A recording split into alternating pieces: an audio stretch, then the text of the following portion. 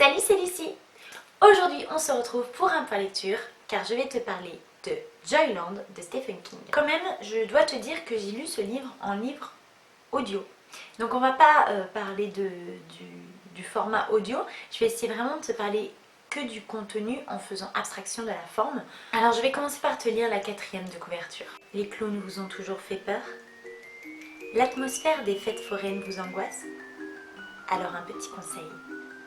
Ne vous aventurez pas sur la grande roue un soir d'orage. Et ben voilà, cette 4e de couverture est une grosse arnaque et n'a rien à voir avec le livre.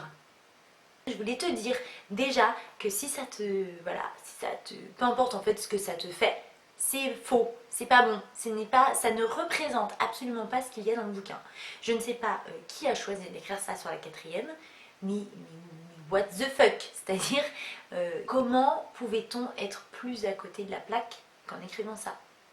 On va suivre Devin Jones qui a 21 ans et qui va, lui et son petit cœur tout fraîchement brisé, aller travailler dans une fête foraine pour l'été. Il va passer une saison à faire un peu tout, enfin voilà, toucher un petit peu à tous les postes, vous voyez, dans une fête foraine qui s'appelle Joyland.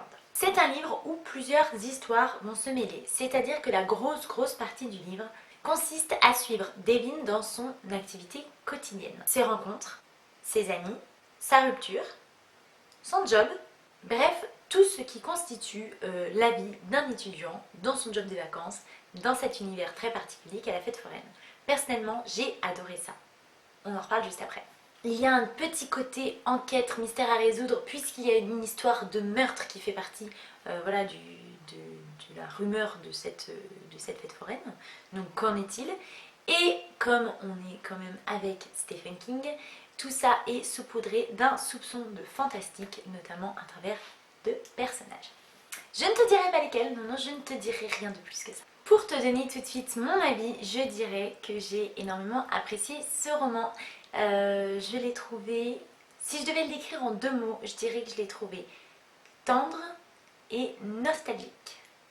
Oui, parce que j'aurais peut-être dû te dire ça. En fait, l'histoire est racontée par Devin Jones, putain c'est dur, Devin Jones lui-même, alors que c'est un vieil homme. Voilà, il te raconte ses souvenirs d'adolescent. Alors forcément, ça te met un petit peu déjà dans une ambiance empreinte de nostalgie, vois-tu, puisque il nous narre ses souvenirs comme un grand-père pourrait le faire voilà, en racontant son histoire à ses petits-enfants. Enfin, moi personnellement, je l'ai ressenti comme ça. L'autre point que j'ai adoré, c'est l'ambiance fête foraine. Parce que, crois-moi, t'es plongé les 2 pieds dedans. Comme le personnage principal au début, t'y connais pas grand-chose. Enfin, a priori, sauf si toi, tu es forain. Ce qui est possible. Peut-être tu sais déjà. Mais moi, j'y connaissais pas grand-chose. Enfin, j'y connaissais rien du tout. Et comme le personnage principal, petit à petit, je me suis laissée porter par l'ambiance et j'ai apprivoisé ce monde avec sa hiérarchie, ses codes, les manèges, l'argot spécifique qui s'appelle la parlure dans le livre. Donc moi aussi, j'ai appelé les clients de la fête foraine des lapins, puis des ploucs, voilà, comme le veut la parlure. Et tout un tas d'autres mots que je te laisse découvrir. Et ça vraiment, niveau immersion, c'est franchement top. Si tu cherches des frissons d'angoisse, tu t'es planté. Voilà, c'est pas ici que ça se passe, salut bonsoir, c'est pas avec ce livre que tu en auras. Parce qu'ici, Stephen King n'est pas le maître de l'horreur. Il lit plein de choses, mais on n'est pas dans l'horreur, pas du tout. On partage juste une tranche de vie qui personnellement m'a assez touchée, que je te conseille pour sa simplicité. Donc si tu es une adepte genre puriste de Stephen King égale horreur, tu vas pas t'y retrouver. Parce que, oh là là, je ne saurais même pas classer ce livre. Parce que comme je te l'ai dit, il y a quand même un soupçon de fantastique.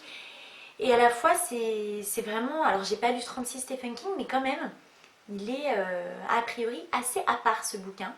C'est un petit peu comme si Stephen King avait cherché un prétexte pour te parler de la vie.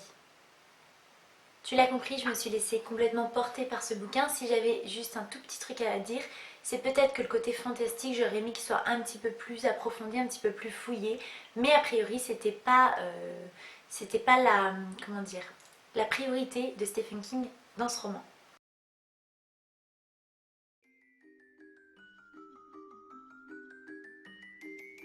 Primo, tu peux m'appeler Gary.